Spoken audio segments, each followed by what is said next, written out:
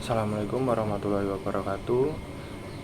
Perkenalkan, nama saya Muhammad A'lam Maududi dari PI 6C. Di sini saya akan menjawab beberapa pertanyaan dari soal UAS. Untuk pertanyaan pertama, itu pada masa pemerintahan Abbasiyah, Islam itu memperoleh kekuasaan yang sangat luas dan peradaban Islam yang berkembang sangat pesat.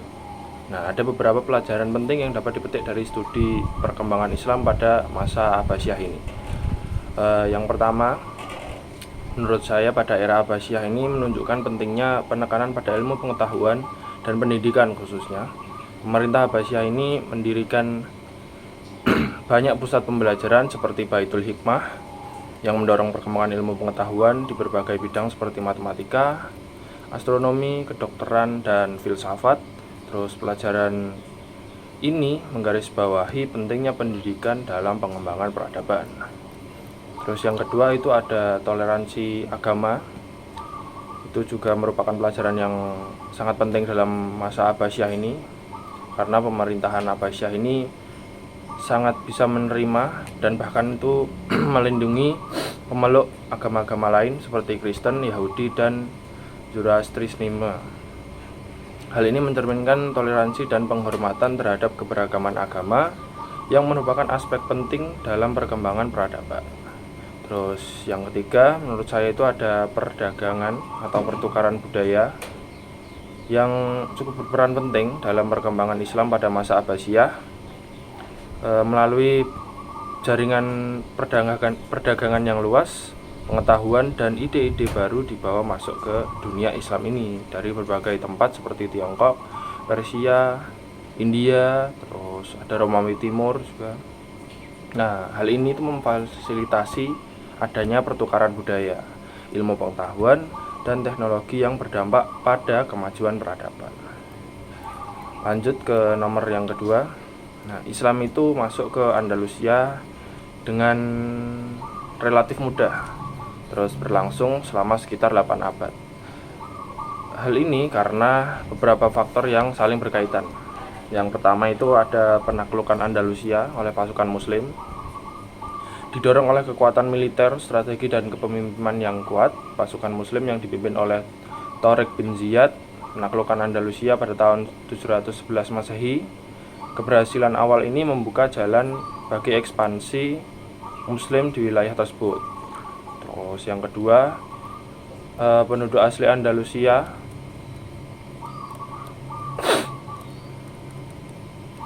yang mayoritas itu orang-orang Visigot itu tidak memiliki kesatuan yang kuat dan terpecah belah.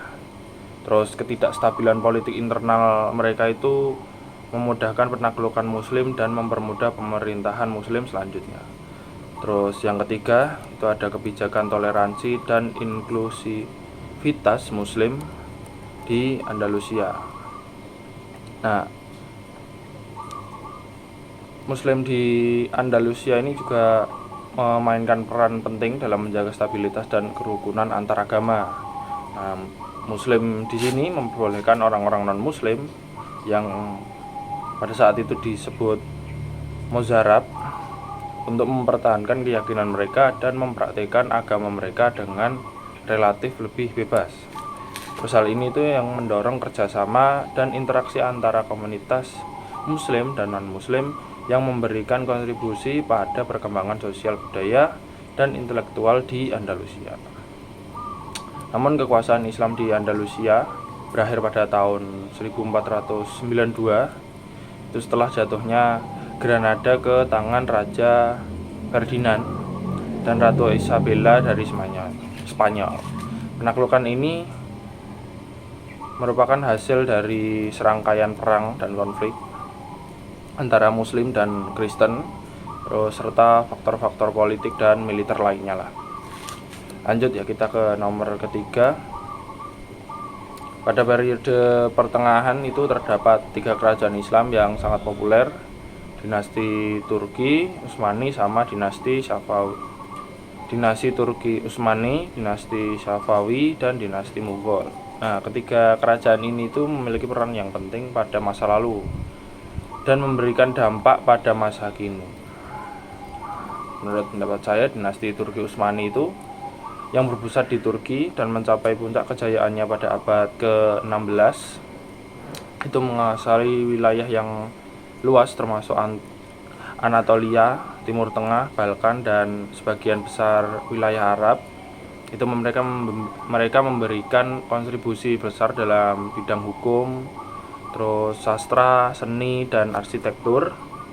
Nah, pada masa kini warisan budaya dan sejarah tersebut masih berpengaruh di wilayah tersebut, termasuk dalam kehidupan politik, sosial, dan agama. Untuk dinasti Safawi yang berpusat di Persia pada abad ke-16 yang dikenal karena mendukung kebangkitan agama Syiah, itu mereka mendirikan Kekaisaran Safawi yang kuat dan berperan penting dalam perkembangan seni, sastra juga, dan arsitektur juga. Dampak mereka dapat dirasakan hingga kini itu terutama dalam budaya dan agama Syiah di wilayah Timur Tengah. Untuk dinasti Mughal itu yang berkuasa di India dari abad ke-16 hingga awal abad ke-18 itu menciptakan salah satu kekaisaran terbesar dalam sejarah India. Nah, mereka itu memperkenalkan seni dan arsitektur Mughal yang megah. Seperti salah satu contohnya itu keajaiban dunia Taj Mahal itu yang menjadi ikon budaya India dan salah satu tempat wisata yang paling banyak dikunjungi di India. Untuk di masa kini, warisan mereka masih berpengaruh dalam seni, arsitektur, dan bahasa di mengenai perkiraan kondisi dan harapan perkembangan Islam di masa mendatang di wilayah tersebut itu sulit untuk memberikan gambaran yang pasti. Terus perkembangan Islam ini dipengaruhi oleh berbagai faktor seperti politik, sosial, dan ekonomi yang sulit diprediksi dengan pasti. Namun dengan pemahaman sejarah yang mendalam dan penghargaan terhadap keberagaman, harapannya ini adalah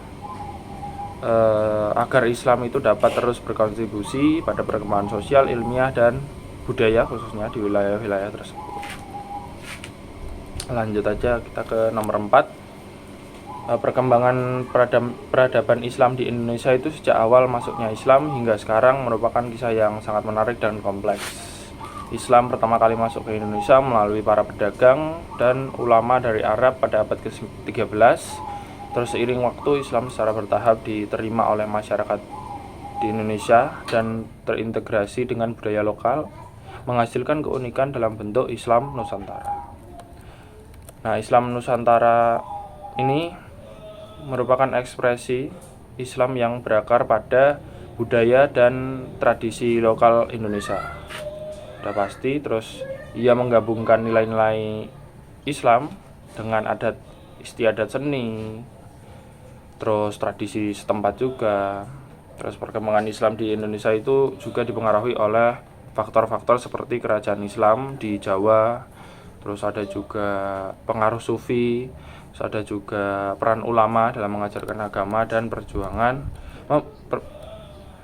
memperjuangkan kemerdekaan Indonesia. Terus seiring berjalannya waktu, di Indonesia terus berkembang dan mengalami transformasi dalam berbagai aspek kehidupan. Di pendidikan Islam, budaya, seni, dan sastra Islam semakin berkembang. Indonesia juga menjadi salah satu negara dengan populasi muslim terbesar di dunia. Terus dengan umat muslim yang beragam dalam praktek keagamaan dan tradisi. Namun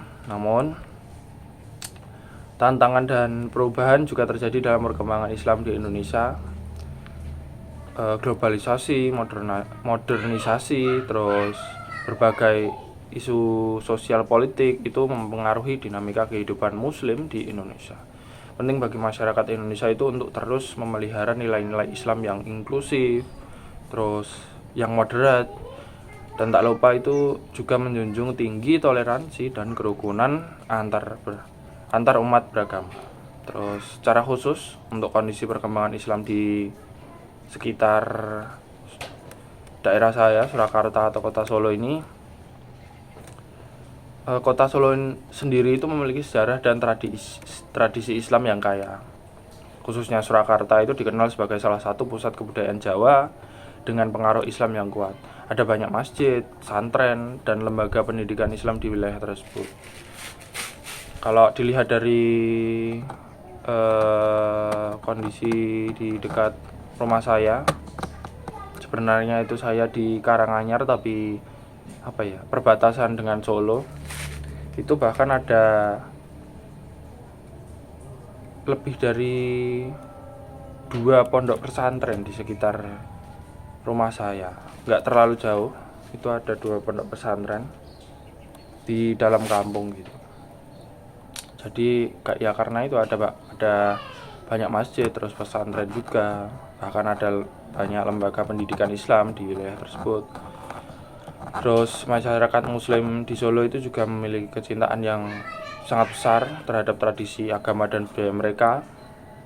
Namun seperti halnya di wilayah lain di Indonesia, perkembangan Islam di sekitar Surakarta itu juga harus menghadapi tantangan dan perubahan dalam konteks modernisasi dan isu sosial politik yang berkembang. Jadi nggak pasti Islam di daerah sekitar saya itu tidak bisa terpengaruh dari faktor-faktor lain. Pasti akan ada faktor-faktor yang dapat mempengaruhi sosial budaya masyarakat Muslim di sekitar saya. Mungkin cukup sekian jawaban dari soal UAS dari saya. Jika ada salah kata, saya mohon maaf. Wassalamualaikum warahmatullahi wabarakatuh.